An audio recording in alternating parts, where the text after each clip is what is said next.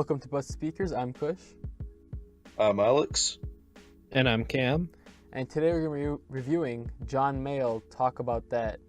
So John Mayall is a blues artist, and I think he got most famous from his double album with Eric Clapton, but he's also worked with people like Mick Fleetwood and Peter Green, and holy shit, this guy's like 83 years old. I know, yeah. And I he can't has- believe how old he is and on this. He also has like 400 albums, so I was on Wikipedia researching him, and I went to discography, and it literally just, like, most discographies are like one line. His was like three lines side to side, and then you had to scroll to get through it. He's pumping out music. And Yeah. he's 83 years old, and holy shit, he has a very, very strong, prominent voice still. Like, normally, I don't know how he can hold up to that. It's really good. Yeah, I mean, John's got it on. I don't know what else to say. I mean, I know we talked about age not mattering in music, but I think this is a pretty strong feat that he can still sound that cool. Yeah, And he recorded this whole album in under 2 weeks. holy Really? shit. Yeah, I mean, and they were recorded almost a year ago in February 2016, so they were sitting on these recordings for a while, so that makes you think, like, they're not that good, or there's no real excitement to release them, in a way. I don't know, I actually liked. So I'm not really like super big on blues rock. I listen to like Rolling Stones, obviously, and some older stuff, but I just Yeah. never really dove into the genre. So this is kind of interesting for me. But a lot of these songs are pretty much Hollywood blues rock songs. Like, they could be in like some movie where if blues rock was needed. So a lot of these songs would be like just perfect fits for that. They have the same sound style, and they give you that feel of like the southern blues rock vibe. So I don't know. It's pretty interesting that he got that to work so well. I've heard his album Blues Breakers with Eric Clapton. Yeah. And it's pretty good. You know, it was actually Eric Clapton's first, getting credit on an actual album instead of being a band member on the Yardbirds or something. And it's pretty good, standard blues. And I like some songs on this more than on that. And that's considered, a UK blues classic. I don't know how many of those there are. It's also gotten like really, really amazing ratings on like It RIM, has, so surprisingly. but yeah, Yeah, this is a good album. And I really enjoyed this it's a one. pretty good album, yeah. So talking about the tracks on here, I think the most interesting song on here was "Gimme Some Gumbo." Oh, Yeah. well, interesting or weak, I don't know. Did you like this song? I thought it was a good like intermediate song, like a filler song. I thought it had like weird, whimsical, goofy instrumentation in the background, and I think it really goes with the lyrics. He's talking about fucking food. Like, I think it works really well together, and I think Gumbo's from Louisiana, if you guys are not familiar, but I think he really emulated that sound with the horns in the background and the guitar, the way he played the guitars. And a lot of his other songs are kind of serious, and I'm glad he had this one just whimsical, goofy song.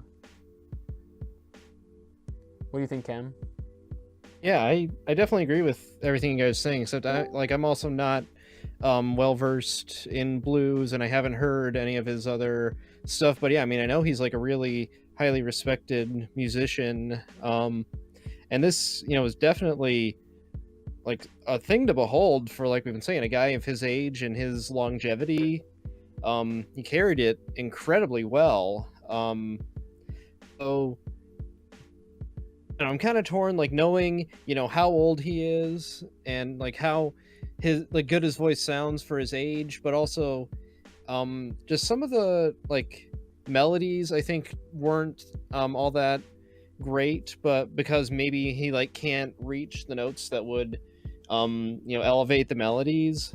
But it's like you got to give him a little wiggle room, all things considered. But just as an album, I really liked it.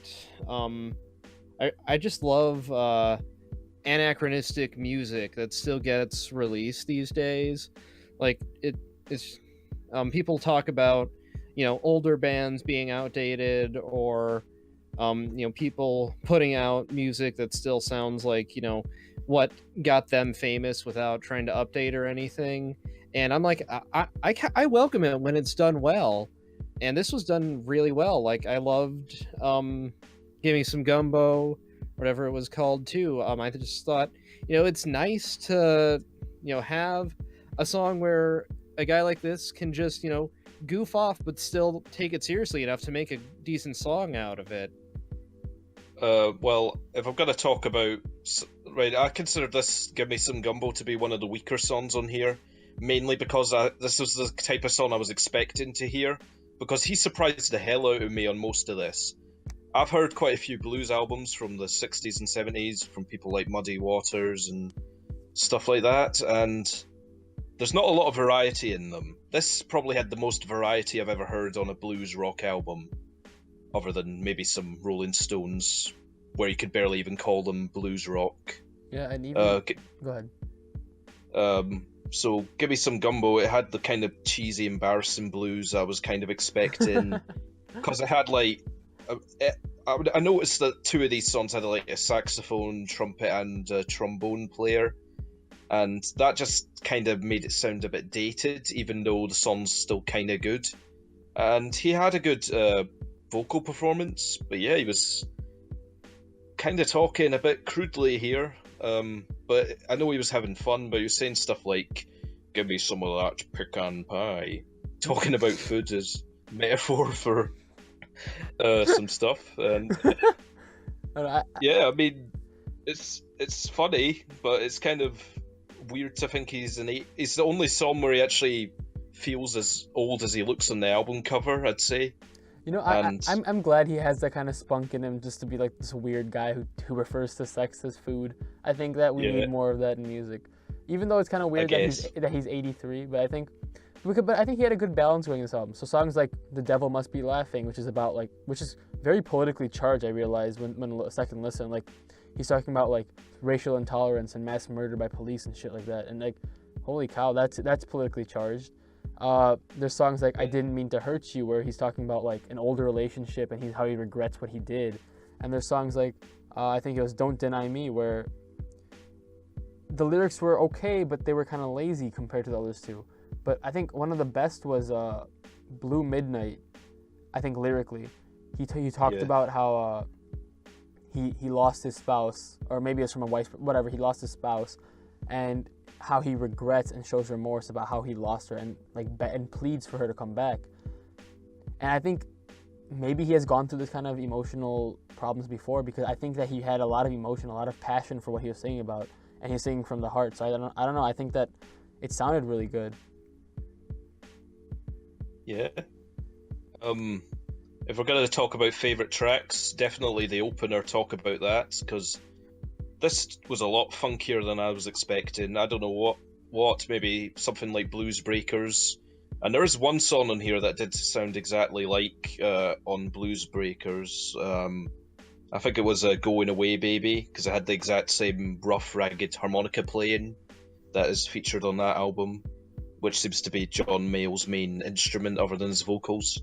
Yeah. But the title track is it's almost not even blues at all. It's just a funky jam with John and the band. It's cool. And I was just knocked out by how strong his vocals are. You can tell he's an older guy, but maybe 50s or 60s maybe. Yeah, definitely not 80s. But definitely not 80s at all. I mean, there's some natural vocal deterioration, but it's John who's playing the organ on this, and it absolutely smokes. I mean, I'm just really impressed. And also, Blue Midnight kind of has the same sort of sound as that. It's mainly the organ and the guitar licks making it sound funky, but like I've said a few times before, get anything remotely funky and I'm all there for it. Ho-ho. And it's just my absolute favourite example of any blues subgenre is when the band just jam out and get a good groove going. So it's not anything special beyond that, but it's something I really like, and John really impressed me. I had kind of low expectations, but he really did something good with that one. How about you, Cam? What were your favorite songs? I mean, pretty much talk about that. Like, everything Alex said. Great groove to it. And this is like one of the ones, like I was saying, where the melody isn't maybe as good as it could be for a song, but for his performance and what his voice is probably capable of, it still sounded fine. And like he did really kick out the title line. And I just love, he's at his age, as long as he's been doing this, and he's writing a song like, and I guess it's kind of like screw the haters kind of song. Like he says, throw me a curve and I'll pick up my bat. And then I'm just like, you are rocking this out, man. This is like just killer stuff.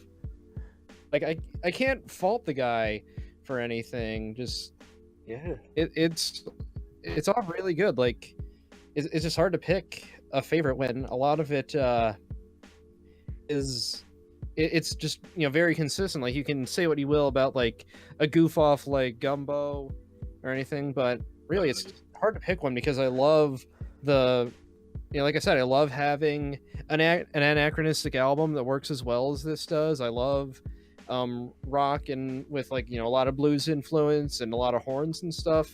So really, I mean, I could pick anything and say it's probably a favorite. One song I think we should probably talk about is the closing track, You Never Know. This, I mean, towards the end of the album, I was enjoying it, definitely, and way more than I thought I would, but once I heard this, it knocked up a gear again, because the piano in this song it's almost like jazz blues. It's so well played, and that's actually quite rare a combo, I find. Maybe some stuff in the 50s, where there weren't that many existing genres, stuff sounded like each other more, but this definitely almost goes into vocal jazz territory, and I love that this has a positive outlook at the end of the album, because a lot of this is really depressing lyrically. He's talking about his lover or wife leaving him, and now he's depressed and how his life's bad, but it's actually upsetting to hear that from such an old man, because it sounds like he's had chronic depression all his life. But he says stuff like, the future's looking bright, nothing's going to stop me, it's a starry night. Lyrics like that sung smoothly at the end of the album gives me a good feeling. I love stuff like that. Like, and also I think a Sorry, good theme that I've noticed. Sorry. Go ahead. I just noticed a theme that a lot of albums have is that piano seems to be a prominent instrument for the last song on an album, and I don't know why. Why is that? Because Train did it, and a few other albums recovering have it as well. So for me, that closing song, I thought it was kind of boring actually. I don't know about you, but I felt like it sounded like things he had already done in this album before. Like, so there's the songs like It's Hard Going Up was like a very traditional blues rock song, something you'd hear in like a Hollywood movie. Yeah. Then comes like a song like Going Away Baby, which sounds a lot similar to It's Hard Going Up, like instrumentally and lyrically. And then comes Don't Deny Me, which is very similar to those two, but it's also has some piano influence. Then comes Across the Country Line, which is also similar to those. And then comes You Never Know, which is different but similar enough to the point where it just kind of got frustrating that he made 4 or 5 songs that are very, very similar to each other in terms of just instrumentation. I didn't think it was similar. I thought this was distinctly different. I don't know, because It's Hard Going Up was much more of what I was expecting, and it's good because I still loved it. I don't want a pitch perfect vocalist. I want somebody who, when they're doing blues, who sounds like they've lived a hard life, and John definitely sounds like that. No, I think it was fine. Like what he did was fine. I just think like 4 or 5 songs within the same album, which sound a lot alike, was kind of much. Even though he did have songs to break up that vibe, but personally, that just kind of got to me. And even some of the lyrics on the songs, which you could obviously tell were filler songs, because even lyrically they were just really weak, just some generic lyrics that he probably had to throw away, but he needed for some filler songs to make a full album. Yeah, well, I never really look to lyrics when it comes to blues. I know you probably should, since it's not got that many other elements. But he's got a full band, and he Once again, he is 82 or 83 when he made this, and even Bob Dylan's making cover albums, so the fact he can write, I checked, he did write at least 2/3 of this. It's pretty impressive, so... No, that's good, that's good. I agree with Alex more that the last song is more vocal jazzy than the rest of the blues rock on the album. So yeah, I think it was different enough that it didn't bother me. Like, I didn't think it was too similar to anything. And like I was trying to say before, Alex and I tripped over each other. Sorry. I think it's all right. It makes a good bookend with talk about that, because like I was saying, that's the one where he's like, just, you know, come at me, I'll knock you down with a baseball bat.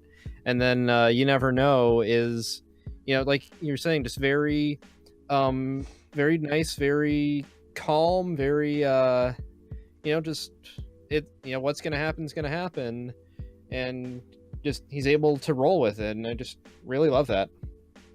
Yeah. Even with all the like more dark kind of stuff in the middle. Another favourite of mine, I think we talked about it a little bit earlier, was I Didn't Mean to Hurt You. Yeah, that was probably one of my favorites on the album. This is like a blues ballad, and that's I don't think I've ever heard one of those before. The closest I've maybe heard is Eric Clapton kind of doing it in the 80s and 90s, with some songs having slight blues playing, but still being a ballad.